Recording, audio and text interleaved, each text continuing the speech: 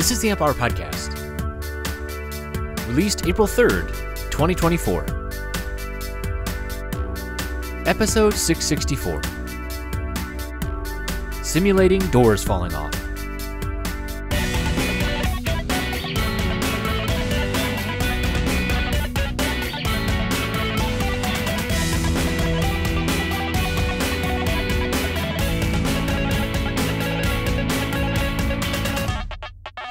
Welcome to the Amp Hour. I'm Dave Jones from the EEV blog.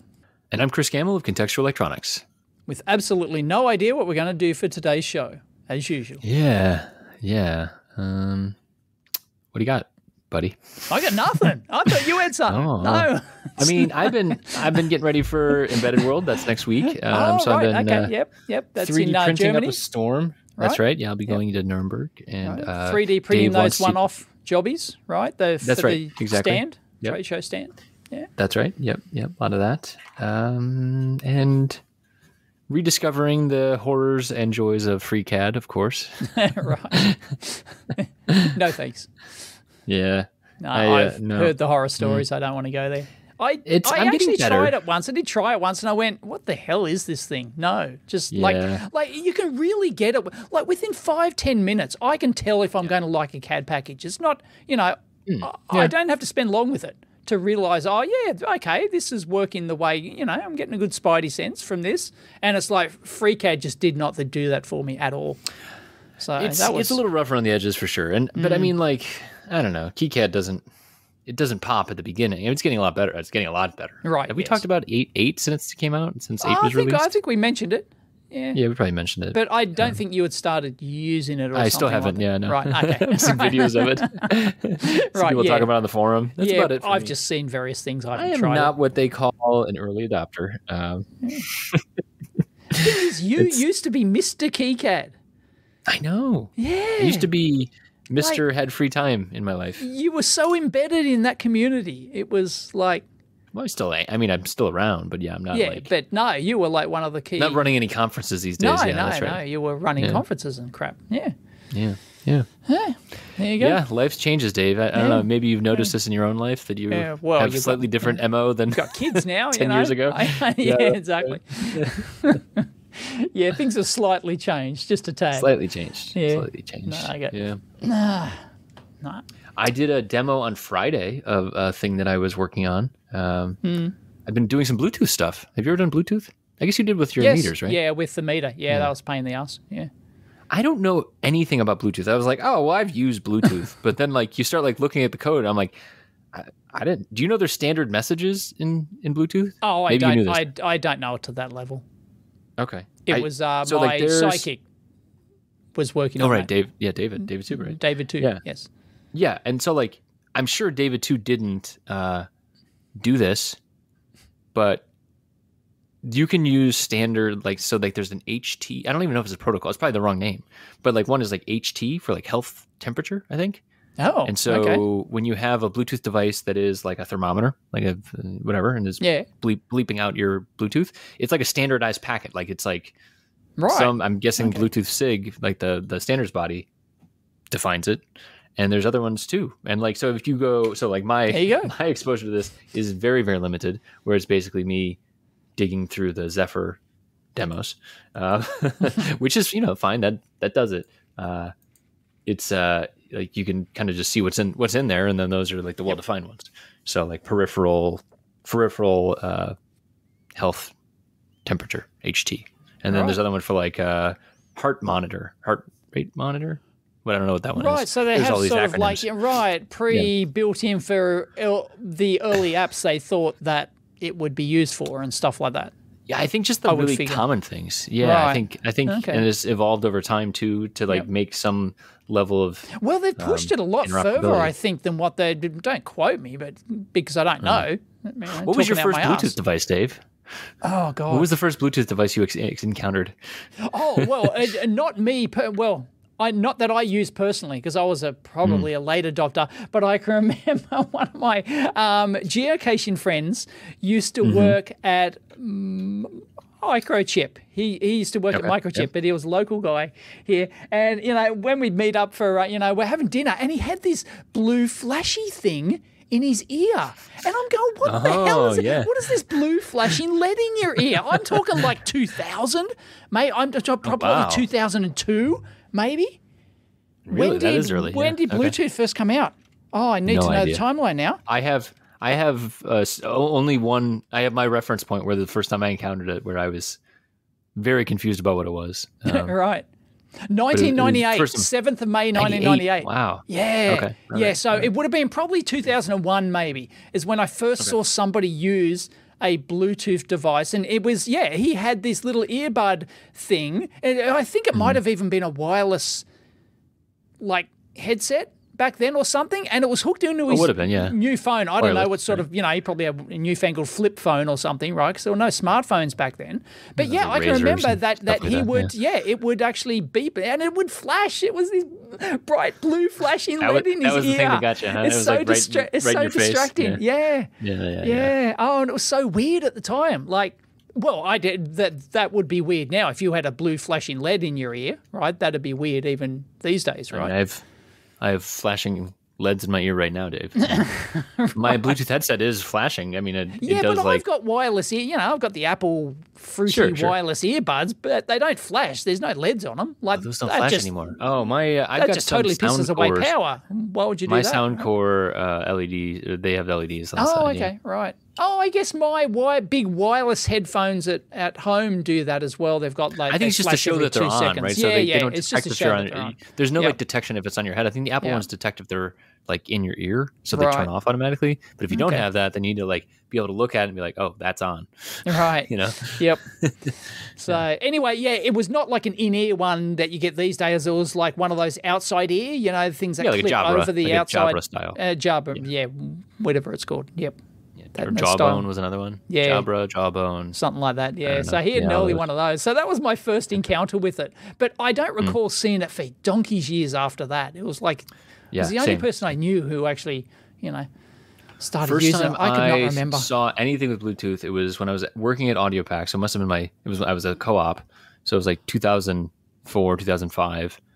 And they had this new product where they were putting it into like this. AudioPack was like doing like safety equipment for like firefighters, and they usually had it like it was basically just like literal audio amplifiers like on top of like old motor, like tied into Motorola radios. And so they were playing around with, now they're going to be Bluetooth based instead, and they can go to a phone or to a radio, but without a wire connection. Yeah. And I just remember thinking, this is the worst audio quality I've ever heard of anything in my entire life.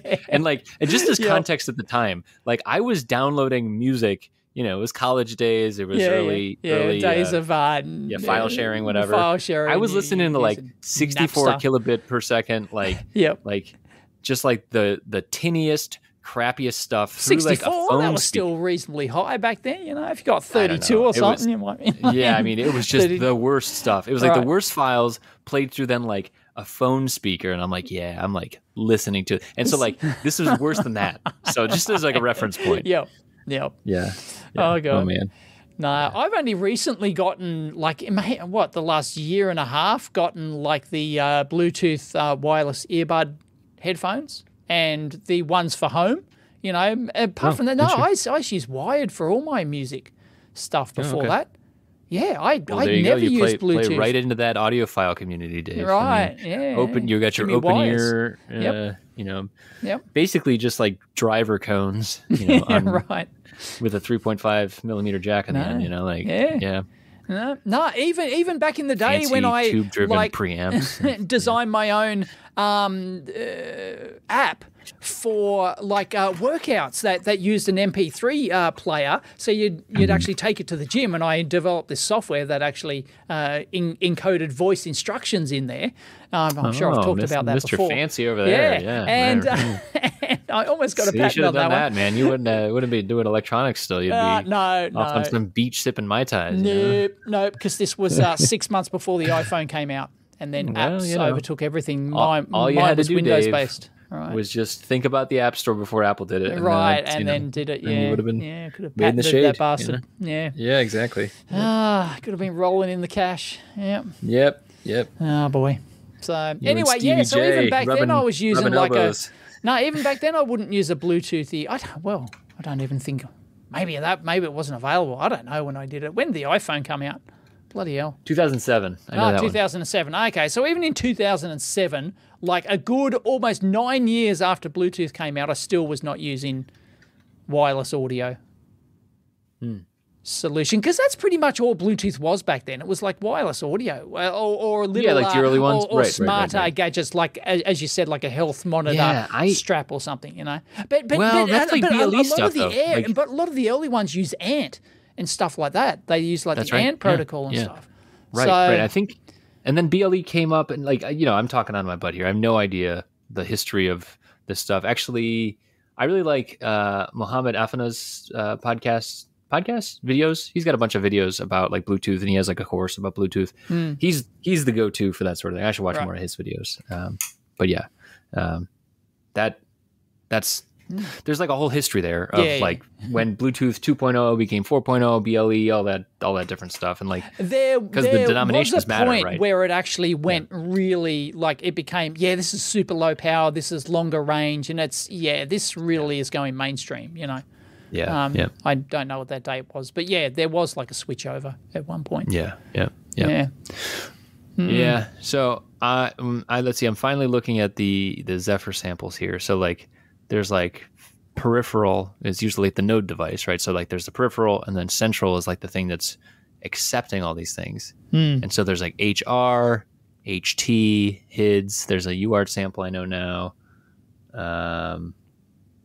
Yeah, because I mean, like, your mouse is probably running Bluetooth, right? Your keyboard's probably running Bluetooth, that sort of thing. They're running the proprietary, whatever the Logitech thing is, the little Logitech. I don't know if that actually uses their own proprietary thing. Yeah, some of them have standard, like their own like radio protocol on top of like just a packet radio, like a 2.4 gigahertz thing. But yeah, that's like the NRF24 chip that I was playing with on that CH32 V003 board that I built. Like that's that's like one of like Nordic's earlier chips as well, where it's just basically just like straight 2.4 gigahertz packets. Got it. Yeah. Anyways, there's all these different messages, and you don't have to use them, because then you can also make your own thing, and that's what I think a lot of the majority of people do. So like when we talked about toothbrushes a while back, there's no like standard toothbrush message as far as I know. So they probably have like a standard GAT profile for the toothbrush, and then when I said I connected into Home Assistant knew how to listen for, like, I said that there's a toothbrush, it advertised that it was a toothbrush, and it had like a database looking up that this is a toothbrush type of message, and here's how you read the data coming out. I weep for the future. Well, you know. Yeah. Hey man, people gotta have their stuffs, you know. No. Gotta consume the things. No, you know? Wrong. Anyways, Bluetooth is very useful outside of just toothbrushes and And there you go. Turns out Bluetooth Low Energy was 2010. Was Bluetooth Low Energy? Oh wow, yeah. Because actually before that, Bluetooth was relatively like it was quite high power. You know, it was. Which I was like, oh, that's only a couple of years ago. I'm like, oh my god, it's 14 years ago. 14 years ago now is Bluetooth Low Energy. Yeah. Yeah. Jeez. Yeah. Bluetooth Low Energy was previously known as Weebly. Did you know that? Oh, I didn't. I did not know that. Factoid of the day. I did not know that person reading off of Wikipedia. Totally not. For reference 93 on the Wikipedia page. Oh my god. The Weebly forum merges with Bluetooth how do you spell SIG. It's WIBREE. Weebly. Oh, well, that's a better. I think Bluetooth Low Energy is a better name. So. Yeah. Anyway, the Weebly forum. Whatever, I don't know. It was like a probably an industry group, right? Sort an of industry thing. group or something. And they merged with merged in quote marks. Right. Subsumed they by. Didn't keep their name, so it wasn't really a merger. No, it isn't a merger if you don't keep your name. Let's just put it that way. Have there been any mergers in the industry this week? Well, last 2 weeks probably, and we just don't care anymore, do we? So you know. What was the last one we talked about? Who cares? It doesn't matter. I guess there was the Altium thing. Renaissance. It was the Altium one. Was the last one? Yeah, we probably Altium. talked about. Renaissance actually was going to buy a cellular module maker out of France called Sequans. I don't know if you know them. No, I don't think so. Yeah, they were going to buy Sequans. They're smallish, so like a fabless semiconductor. if you remember the Picom boards. Oh yeah, yes. Yeah, Picom is no longer. Right. But that was like, yeah, they had some cool things because they had like one of their claims to fame was like the Phi-Pi. I remember was the F-I-P-I. Oh yes, yeah, I remember. It had like 5 radios on it because it was ESP32, so it had Bluetooth and Wi-Fi, and then it had a Sequan cellular module, and then it had a Semtech SX 1276. I'm doing this from memory, so if I'm wrong, whatever. And so that was LoRa and the other one that's just like LoRa with the butterfly. Got it.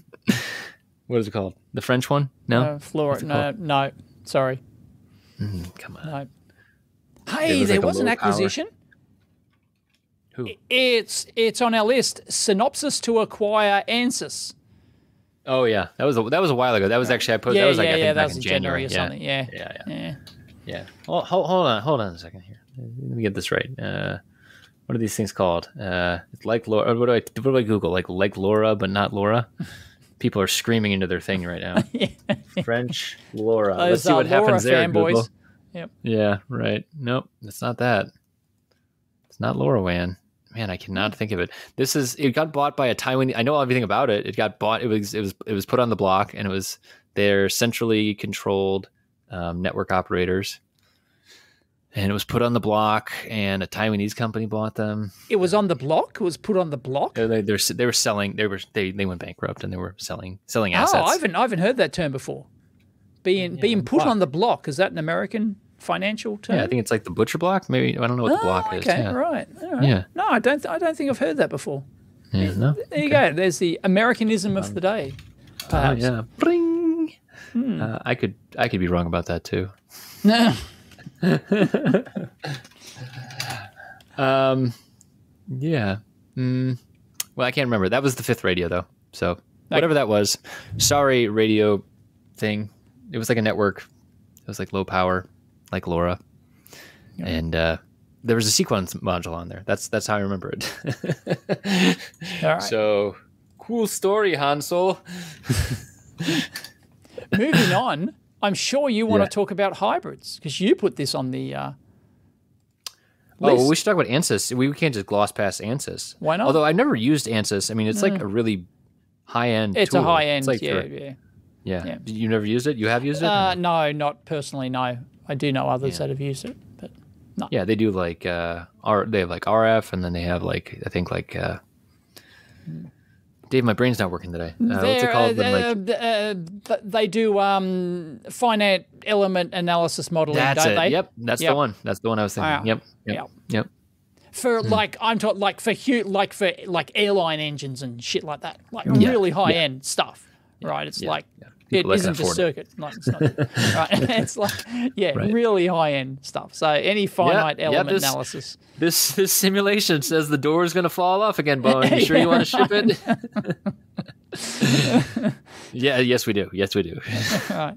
And I'm sure I can spit out a checklist of things you need to do to ensure that your door doesn't fall off. You know. Right. Tighten down all the bolts. Sorry, we just have to make fun of Boeing and United Airlines because it's such a meme.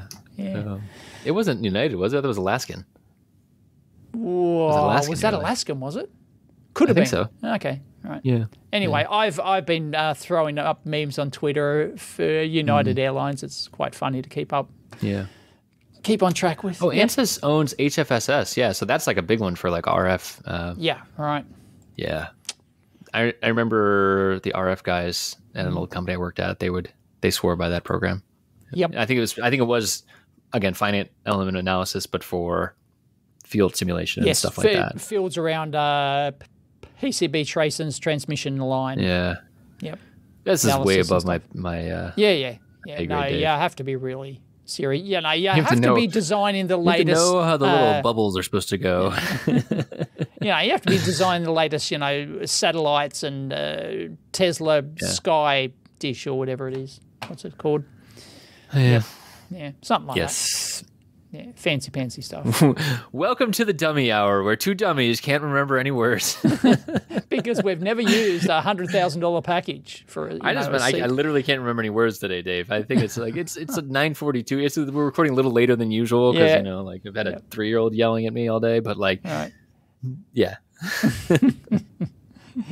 All right. I do wonder if I'll ever get back into this. Like, I used to simulate things. I used to simulate. Used to LT Spice from here and there. Not saying this is at the same level of LT Spice, but like, right. I don't really simulate things anymore, Dave. Oh boy. Yeah. Anyway, I can't read this bloody hybrid page because Wired. It's from Wired magazine, and they can't. Okay, so now we're switching to cars, just so people following along. I've got to sign in. Yeah, like I don't have a bloody Wired account to view the article. No, we need to. Oh. Archive.today. I'm going to archive this bastard for you, and then we can read it without the ads. So I don't know how you're reading that, but I can't. Well, this is from a while ago. It's last archived 5 days ago. There you go. Where is? Oh, here. So it's Here Comes the Flood of Plug-in Hybrids, right? That's the one you're talking about? Yep. That's the one. It's probably just because I'm an American. Also because I run a pie hole, maybe. Right. Oh, no. Mm-hmm. Yeah. Anyway, I just sent you the archive link, so we can put that in the show notes so that people don't have to go through the paywall. They can avoid the paywall. Take that. Sorry, Wyatt. Oh, boy. Yeah. Yep. Yeah, anyway. I think it's interesting. You and I talked about this 2 weeks ago whenever we talked about cars. Yep. But basically just that, like, hybrids are probably the way to go anyways. Like, most car makers are doing that anyways. Let me guess, because all these countries, they've all promised, we're going net zero. More than half the electric cars will be half the cars will be electric by 2030 or some bullshit like that. Yeah, and then they realize, people aren't buying them. Oh, this isn't going to work. Oh, they're not really saving the environment. Oh, everything else, right? Oh, lithium prices aren't coming down. Oh, but we can still meet our stated goals by having hybrids. If you put one little 18650 battery in there, you can call it electric, and then we've met our goals, right? That's pretty cynical, Dave. That's pretty cynical. Right, pretty cynical, you think? Overly cynical, you think? Or you think it's bang on? Maybe. I mean, it's not probably too far off. The idea of I can imagine some car manufacturer. I'm thinking like Volkswagen. Yeah, they're all backing off at the moment. They're all backing off from their grandiose predictions. They're all retooling though too. Like I feel like they're all reevaluating retooling. I think they got spanked pretty hard during the chip shortage too. I think that really ended up hitting a lot of like planned product lines. That hit EVs and ICE cars equally. I thought. I don't. Maybe. No, I think that's a red herring. Okay. But yeah, I do think that there's less consumer appetite than they thought. Right. Yes. It's just kind of a build it and they will come, and now it's. And I mean, the charging infrastructure is slow to catch up to. Right. Yeah. I mean, I think at least in the US, your orders of magnitude far ahead than we are.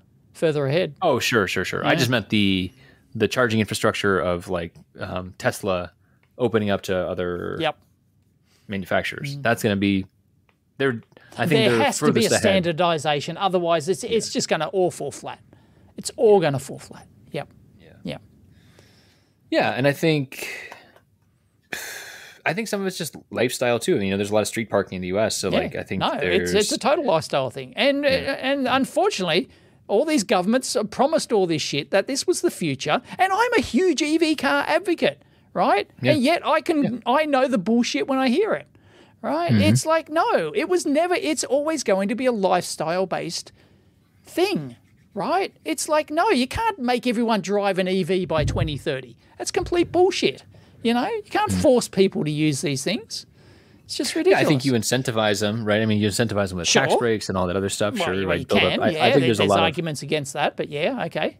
Sure, yeah, that is a policy choice. But I think which means that's people, one way to drive because subsidies adoption, right? is people who don't have the lifestyle to pay for these expensive EV toys are the ones funding it through their tax dollars. Sure. So that's I can't talk. Sure. I took government money. I got a free EV. I got a free EV. The government, in quote marks, paid for it. My children's future actually paid for it. But, you know, yeah, free. It was part of the COVID stimulus payouts. They gave me like 60 grand. The government gave me like 60 grand. They went, here, spend it to boost the economy. I went, okay, I'll buy an EV. Thanks. Oh, I see. So it wasn't just the tax. I see. Okay, no, it was like, we have no tax breaks here. No, we have no tax breaks here. No, it was COVID funny money, right? Got it. Yeah, that's fine. And now, if you're in Victoria, the government's now is introducing a new land tax to pay for all the free money they gave you. Great. Man. Hi to all our listeners in Victoria, Australia. Yeah, right. Hope you're enjoying that. Oh boy. Anyway. I think I do think there's a lot of policy difference and things like that here, but I think at the end of the day, like what they're pointing at is like Toyota kind of holding back and like looking like geniuses now, right? That's like one of the big things that they point to. Yeah, because I do think one of the big switches, like Toyota, like with the Prius specifically, they held off on like the plug-in version for a very long time. Oh, and now half a decade. It was a long time. Right, exactly. Yeah, but now I think they have a good platform there, and I think that's going to be copied a lot over and over again. Right. And I think that's the other thing too, is like now there's going to be this new. It's just going to ease people into it a little bit better. So. Oh yeah, no, people need it. Like if hybrids didn't exist, EVs would be a niche little hobby toy thing, you know. Hybrids, it allows people to just use their normal car, yet they get some of the advantages of EV. Yeah, if you're only traveling 30 Ks a day, it's got a small enough battery that it does 30 Ks a day for you, so you can actually and you can slow charge it overnight at home, and you know, like it does ease people into it, and that's huge. Yeah.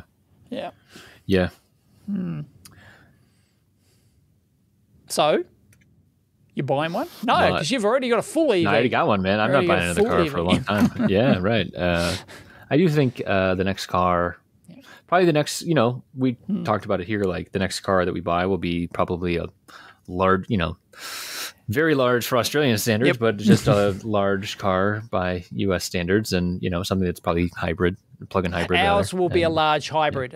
In fact, we may have to make this decision in the next couple of weeks because your car's sick. Did we talk about it? Did we talk about my sick car? You and I talked about it, which is electronics related. I can bring this back to electronics. In fact, we can talk component level here if you like. All right. And great. So I've got a 2010 Nissan Dualis +2. It's like a 7-seat. You know, it isn't a large. It's not considered large, but it's it's large enough for us to go on holidays with. So that's our car we go to drive on largish holidays where we have to pack all the kids' stuff and all the wife's stuff, and me, I just take one little duffel bag and I'm right, you know. But anyway, kids and wives take a lot more stuff.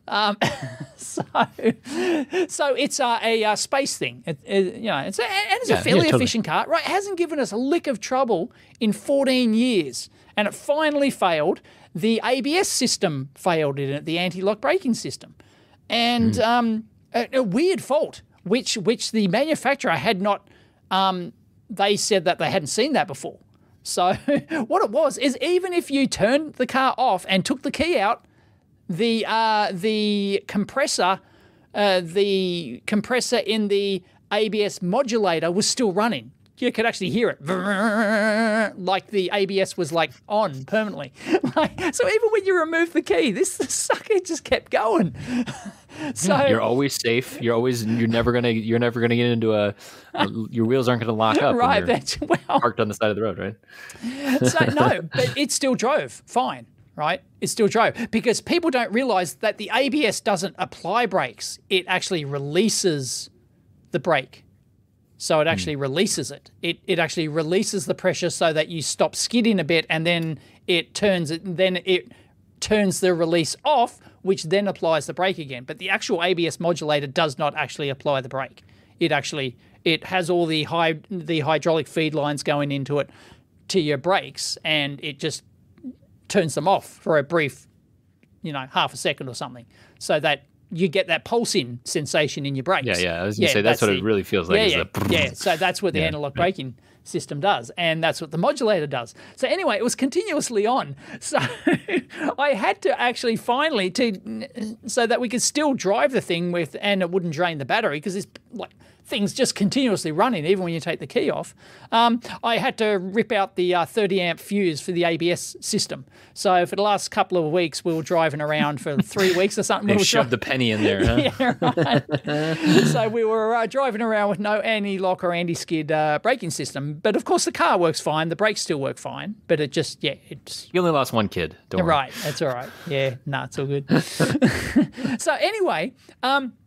So I put this on I did a video on the second channel, and basically most people thought that it was either a shorted out motor in it, or it was a shorted out drive transistor pair in it, or it was a shorted out relay, depending on which one it used. Like the older style used a relay to actually drive the pump motor thing, whereas I believe mine uses a pair of MOSFETs, like a totem pole pair of MOSFETs. And apparently, one of them was shorted on.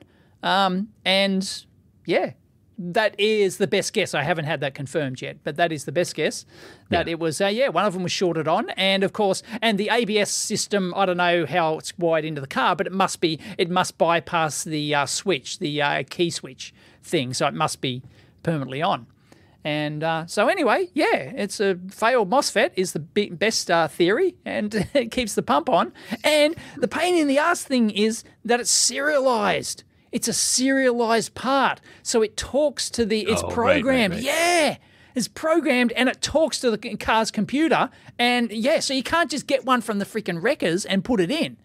You have to have the special programmer that serializes it and reprograms it in the car computer, so it reads out the serial number of a bloody pump drive thing, a motor drive thing. How evil is that? Yeah. Evil bastards. Lewis on the case. Man, I feel like we maybe have talked about this now. Like I'm having like flashbacks. Yeah, I think we might. Sorry for those who got to listen to People it twice. Still listening. They're like, what anyway, I still haven't heard back. I told you we're tired. Anyway, I did get a quote for $1,800 to actually repair it. Apparently, there's one shop in Sydney. The manufacturer, right? So I sent it back to the manufacturer, right? And I took the car back there, and they confirmed that the problem was. And they said they know of one company in Sydney that will actually try and repair this. Try to repair it. So whether or not they can repair it, because then you won't have to physically reprogram the thing, which is apparently something the manufacturer's never done or something.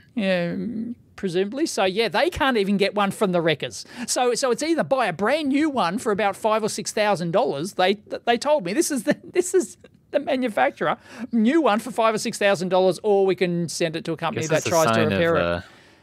It doesn't fail very often, huh?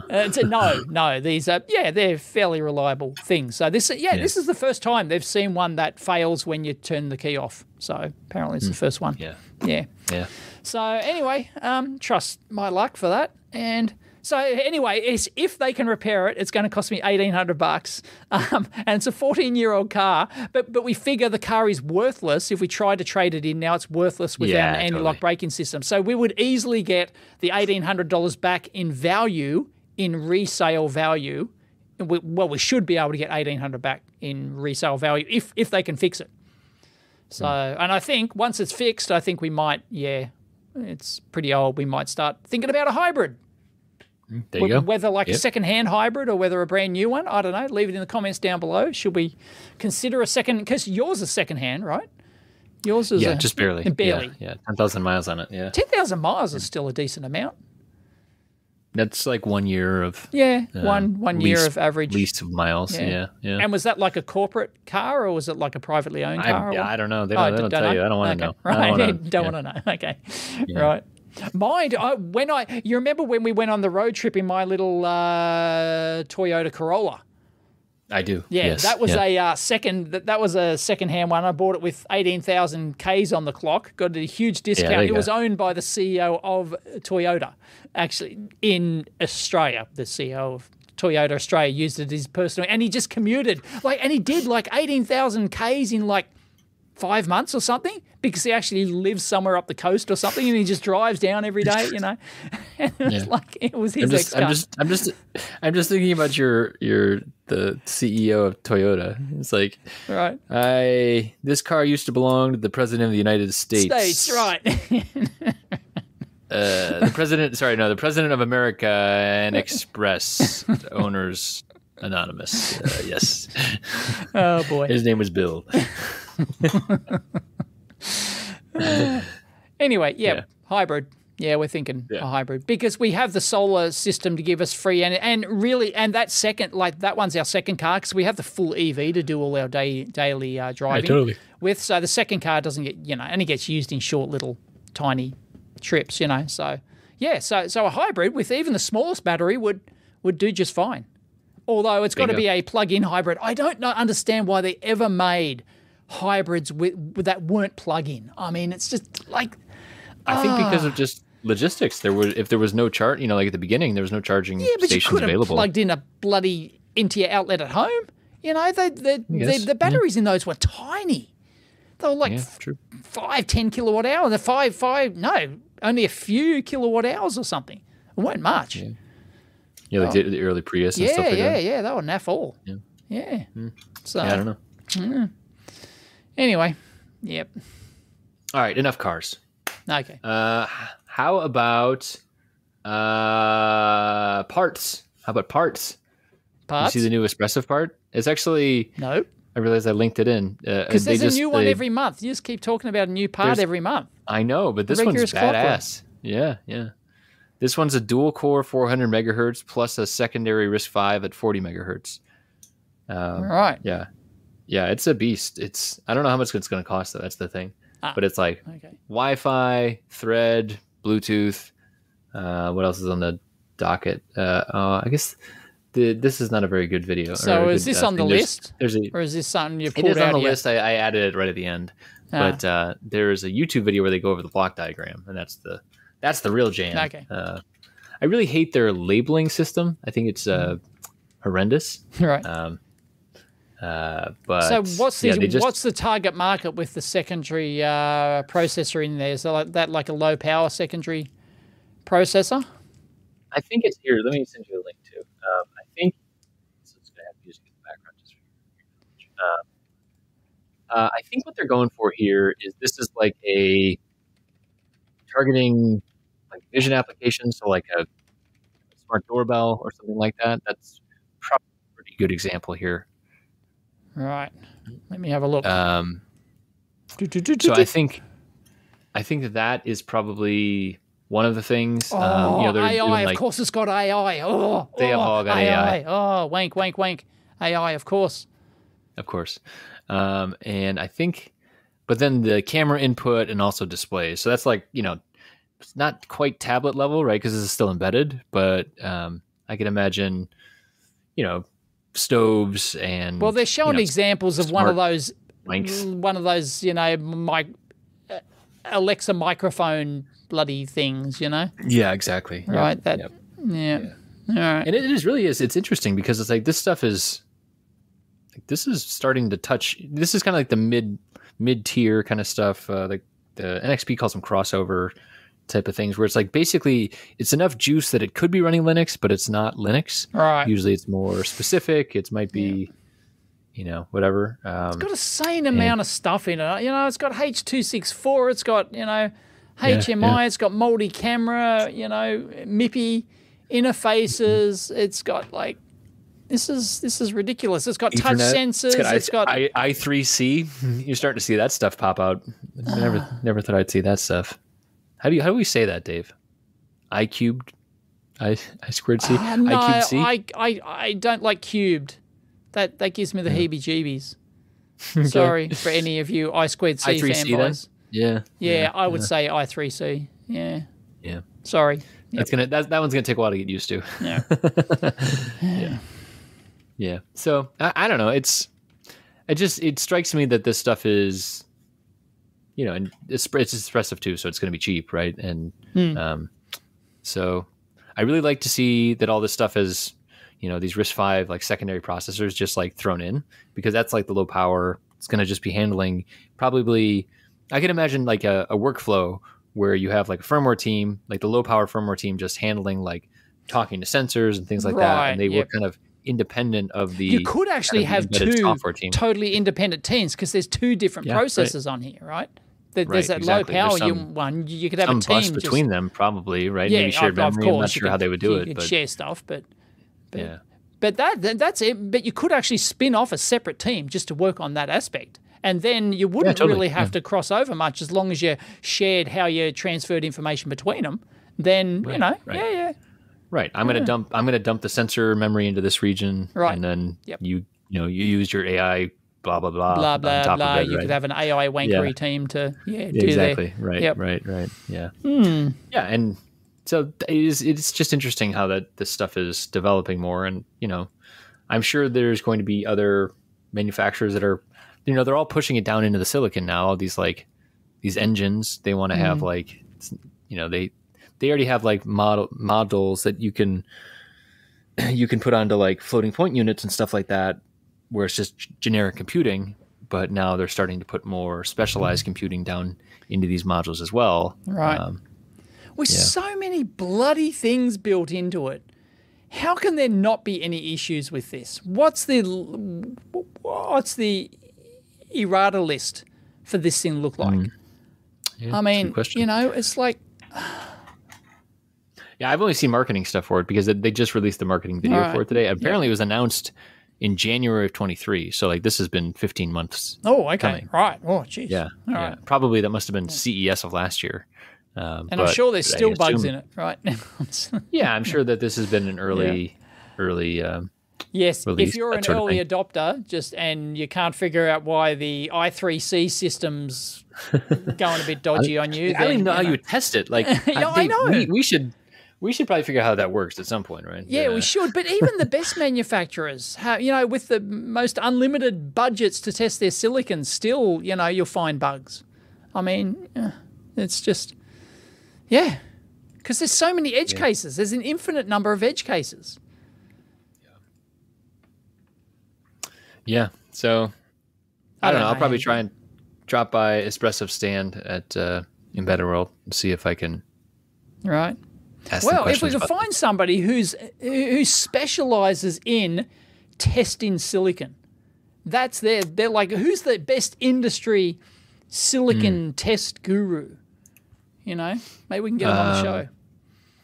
Yeah, it's interesting too because one of my friends here in town just switched between companies, and it's not always I always kind of assumed it'd be like applications engineering sort of thing. It's like somewhere between like product engineering and product marketing, and then like the terminology is weird. Like applications engineering. Yeah, sure. No, and then that could mean anything. It could mean a whole gamut of stuff. Engineers. Yeah, totally. So the best ones? I don't know. No. It's not me. I know that. Leave it in the comments if you know who's the best of the best out there. Or give us a shout. Yeah. Yep. Yeah.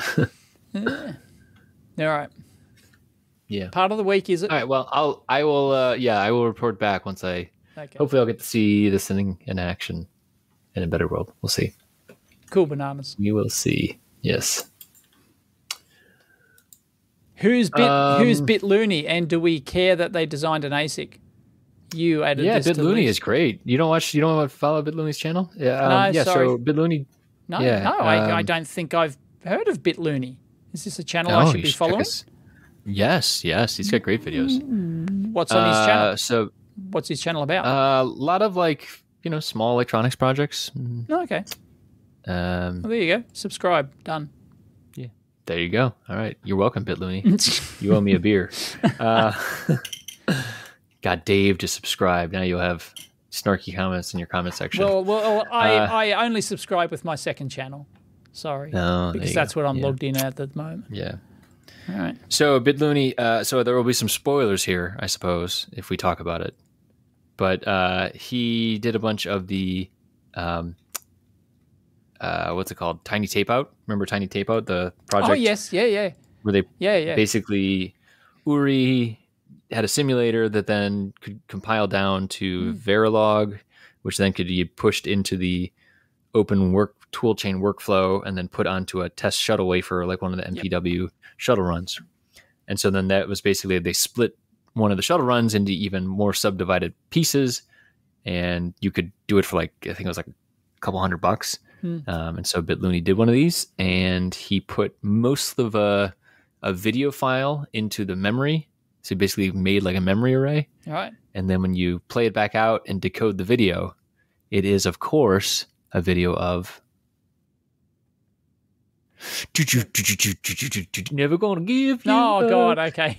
But it like super down sampled, right? Right. So yeah, it's like little yeah. blocks. Yeah, right. It's fantastic, and it shows the process too, right? It's cool. It shows that it's very accessible. Yeah. Obviously, Matt, Venn, and Uri, and like everybody working on that stuff. It's like it's actually accessible. Like that's pretty wild, right? I mean, the fact that like you can just go and make a chip, like that is it's great. Yeah. Actually, I think I might have. Yes, I have watched his how I made the custom ASIC. Yeah, the custom ASIC thing. Yeah, I've partially watched that video. Okay. So yeah, great. And, the end of his lab. He published a video 6 months ago. The end of his lab. What is he being? I don't know, Dave. Losing his lab. He probably moved labs. Yeah, I don't know. Right. Right.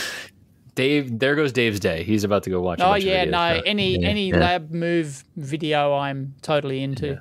Yeah. Absolutely. Yeah.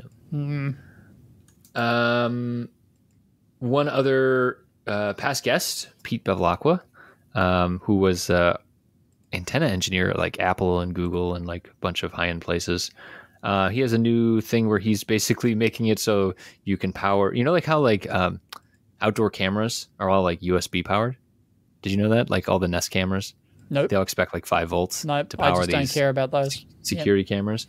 Okay. Well, that is how they work. Right. And like, so then you have to like have a professional installer come in and still like, if you want to like have power to these things, you have to have a professional installer basically come and route USB out to them, which is like kind of stupid, right? You should have probably 24 volts out of that security camera. Right. And so it's like this half measure sort of thing. Yeah. They are like outdoor weather rated, but like, unbelievable. Why would you do that?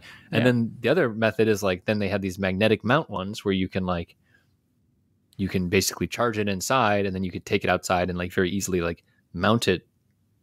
But a battery powered camera is not going to last long. Exactly. And like, it's actually better. It's better battery life than you'd think, but you still have to like go and take it down. Yeah. You have to remember to take it down, and you gotta like remember to do it. And then also if you, you want it to be in a convenient location, then if someone wants to come and rob your house, they walk up and they grab the thing off the side of the house and they spike it, and then you don't have camera coverage anymore. Right? So it's like, that's stupid.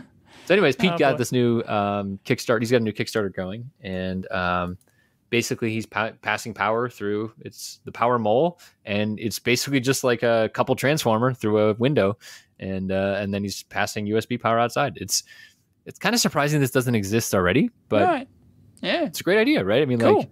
Like Pete's a great RF engineer, so he knows what he's doing.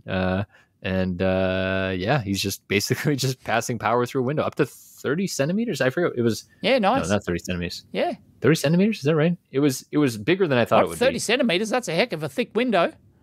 Maybe it's can't you just put like a little coil on, like a wall is like what 15 mil thick or something? If you're like you could.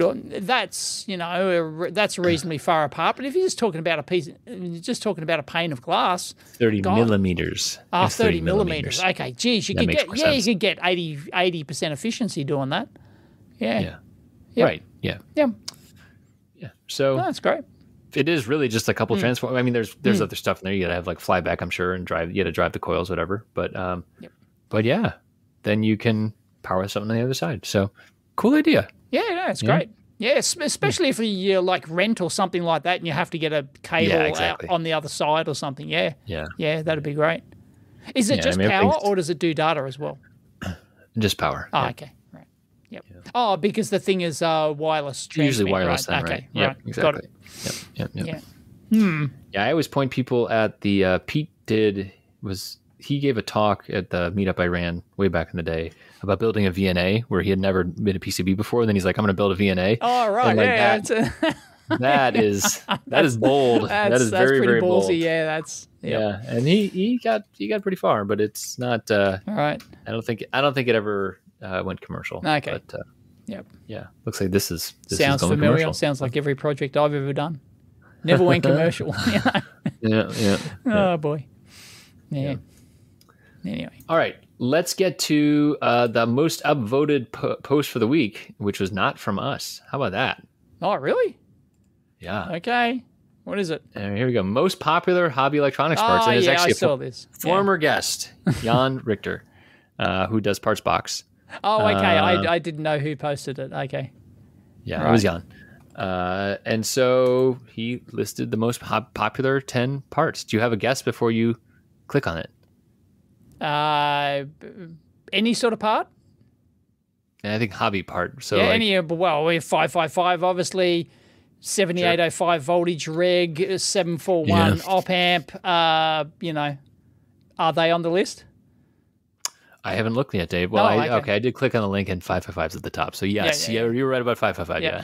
And I would put LM317 on there. Yeah. Sure. LM317, 7805 voltage regs. Yeah, stuff like that. Yeah. Probably like 2N22222. Yep, something like that. Did I say too many twos? I've done DC the top 5 transistor video recently. Yeah, there we go. Here's the list. There you go. Number 1, 555. Number 2, 7805. I called it. And 317. Yeah. And 595. Oh, 595 shift register, of course. Right. Yes. Yep. 1N4148. Okay. Yep. I'm actually what I'm really looking regular at now diode. is do I have this in my lab? I'm just like, oh, maybe I should be updating stuff in my lab. I think I've only got about 5,000 4148s. So I better stock up again. Yeah. And then AT Mega 328, AT Tiny 85. I don't know about that. Yeah. I could see it being a popular one. Yep. But anyway, and the 2N7000 N-channel MOSFET, that would have been on my video if I did a dedicated MOSFET video. That would certainly be LM324, of course. LM358, of course. So, absolutely no surprises there apart from the AT Megas, which I wouldn't have said. Yeah, the Tinies. The Tinies are... AT Tiny is... I know some people who are like I remember Joe Fitz, who's been on the show a couple times before. He's like all about AT Tinies. Yep. And it's not for me. Well, I was into AT Tinies at one point. I used the AT Tiny 26. And then I think that they almost semi-discontinued it at one point. And it was like, oh, what the hell? And it was like... But I think it's back now. The AT Tiny 26, but I used to. I can see the dip package too is nice for that sort of thing, but if you're doing a custom, it did seem like it was limiting once you went off. Yeah. To try and make a board then. I can't remember why I used the AT Tiny 26 at the time. I can't it had something that I needed. It had a AD converter that I needed. I don't know. It had something. I can't remember exactly. But yeah. Had one specific thing, which I think, right, that's what I'm going to use it for. God, I can't even remember now. It's so late. We're talking 20 years ago, more, 25 years ago maybe. Yeah, long time. There you go. Excellent. Yeah. We have. Yeah. Thanks, Jan. Yep. I'll link in Jan's show as well. Excellent. We shall do that. Is our amp hour up? I don't know. No, it's not. No, we've got 8 minutes left. Come on, let's stuff this turd full of knowledge and wit and wisdom. Come on. Oh man. It is April 1st today. Did you pull any stupid shit this year? It's sorry, it's a second for you. What do you mean? It's still April 1st here. I never pull any weird shit. Oh no, of course. Yeah, not you. I haven't done it. Don't know what you're talking about. Okay. All right. Well, I'll keep that in mind. Yeah, that is. I guess you usually do post it on the 31st of March for everyone else. I don't post anything. I just post regular videos. Regular videos. Yep. I happen to like to certain time zones. Hi to all my viewers in Kiribati, by the way. Yeah. But no idea what you're talking about. So. Okay. How about this one? I was surprised by BeagleBoard.org. They released a new board, and it is not. It's not a bone. It's not. It's in the shape of a Raspberry Pi. I was surprised by it. What? And it's got the pin out of the Pi. Yeah, it's got a 40-pin pin out. So they've finally relented, have they? And they've gone the Pi form factor. Yeah, I mean, like, I think the most surprising. So, like, like CNX software. That took a decade to happen, right? Yeah, okay, right. Yeah. I mean, so Jean-Luc is like one of the, so CNX software is like writes about all these things and whatever. Yeah. And I don't think he mentioned it. That was the most surprising thing. Really? It was just like, yeah. It just, by the way, it happens to have a Raspberry 5 interface on it. Yeah, like no one. Do I have to say it? So is that the first Beagle product that actually has a Raspberry Pi interface? Maybe not. Maybe I'm just not paying attention. Because what is the Beagle one called? The Bone. Is it called the Bone? Yeah. Right. It's called the Bone board. It's like the 2-pin. There's 2 rows of 2 pins on either side of the board. It's got the big rounded corners, whatever. Yep. That's right. Yeah. And no one's gonna say it. Like, all right, well, I'll say it. So I think what's probably happening here is I'm just completely out of the loop and missing the fact that probably BeagleBoard has been doing other stuff like this, and I just don't know. Right. But it's got the TI AM67, beefy ass processors on there, so it's all Linuxy stuff, and it's open. That's a good question. It's got an open source hardware certification. It's got an official tick of approval by the. If Jason was involved, then it's almost always it makes sense. It's got an official certification mark. There it is, serial number 2616. So there you go. So I guess whereas Raspberry Pi is not open source, right? Like you can't download, Jack for the Raspberry Pi. No, their good documentation is getting a lot more open, but you can't download a schematic. As far as I know, you still can't download a schematic for a Raspberry Pi, let alone board files or anything else. I don't even think you can get a schematic. Last I heard, I don't know. It could be years out of date, but yeah, exactly. We're so out of the loop.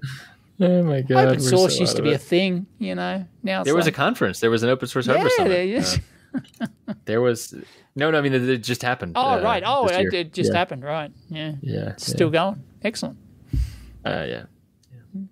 But we were so into that, space back in the day. Just like KiCad, Dave. Right. I used to not even say KiCad. Yeah, no, you say KiCad. Yeah. That's right. You're a KiCad fanboy. Right, yeah, you find yourself slipping. Well, I do that with VIA and VIA, because what do you say? What do you say now? I try and standardize on VIA, which is very American. VIA, that's what I say. Because VIA is what we would say here. But, it's like, so I try and standardize, but I don't know, it slips out occasionally. Yeah, you know what, man? Don't worry about it. I know. It's all cool here. Yeah, but it bugs me. Nobody's listening to us. Still bugs me. Yeah, anyway. Yeah. Why does it bug you? Well, because, it's like I don't know what I'm saying. Because, you're, standing out and it's, questioning yourself. Yeah, it's like, and, the other thing, alligator clip. Crocodile clip. Like here in Australia, I'm supposed to say crocodile clip, right? But it's but I find myself trying to standardize on alligator clip, but even in the one video I've used both terms, and that bugs me.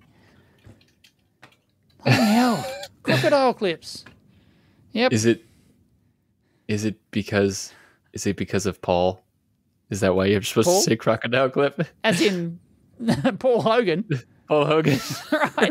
No, it's just that's what they were called here. That's what they've always been called here. Crocodile clips, Oh, man. Yeah. I didn't know that. Oh, yeah. That's great. Yeah, crocodile clips. So do you feel like you're not Australian enough? Yeah, I feel like I'm not Australian enough, yeah. Because I think they're only called that here. That's great, man. Crocodile clips. There you go. You buy them at the local hardware store. Crocodile clips. Dave, say it loud. Say it proud. Crocodile clips for you. I don't know. But it's also a hard word to say, crocodile. It's it's kind of, alligators kind of rolls off the tongue a bit better. So, I've never, ever given it any thought at all. Here you go. Alligator clips, also referred to as crocodile clips in Europe. There you go. Europe also. You know what you got to do? You got to band together with your European brethren, right? And take down. We can dominate those bloody Yanks. Stupid Yanks. Yeah, seriously. Yeah. Take that. You stupid Americans. Apparently, RS Components here in Australia, they call them crocodile clips. So there you go. I saw a news story that there was a crocodile in Florida, which is our backwater swamp of a state. Yep. Hello, Florida listeners. Right. Sure, you didn't. They didn't mistake it for an. That's what I thought. I thought it was all alligators there. Yeah. Right. But I think they actually did have a crocodile there. I don't know if it was like imported or what happened. What? Yeah. In the wild, it didn't like escape from a zoo or someone's backyard who's like. I think so. Yeah. I don't know. Maybe it's like a tourist. You know. Right.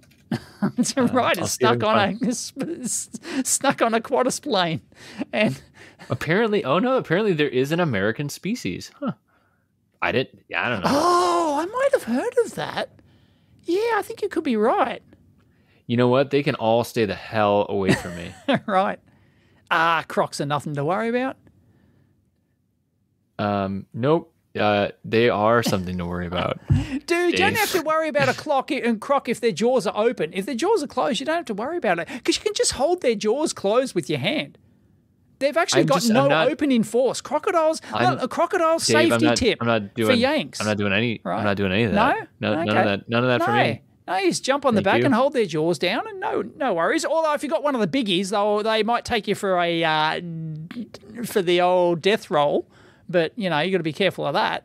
Right. Yeah, the death roll's a thing where the crocodiles...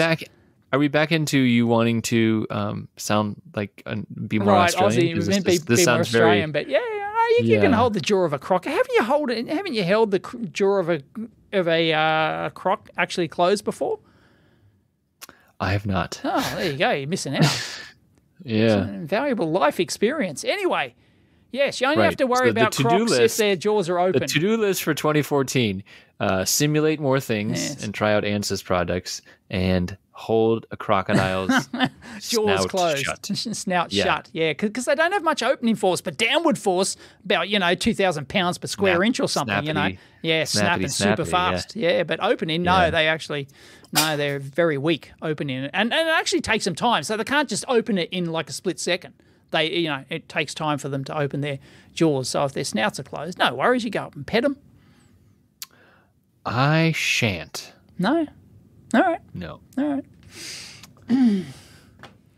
Sure you don't want to come back over here tonight. And we'll go on a trip? Yeah, I know. No. Yeah. All right. No worries.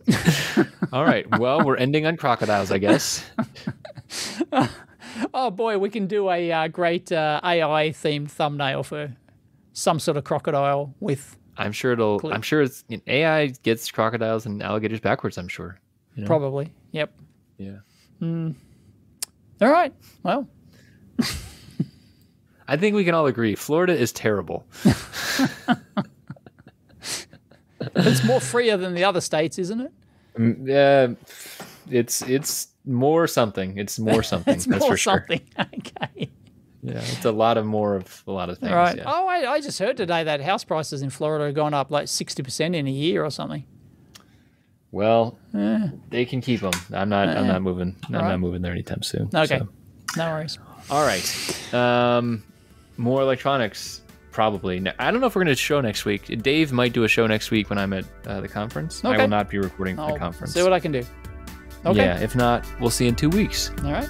Catch you next time.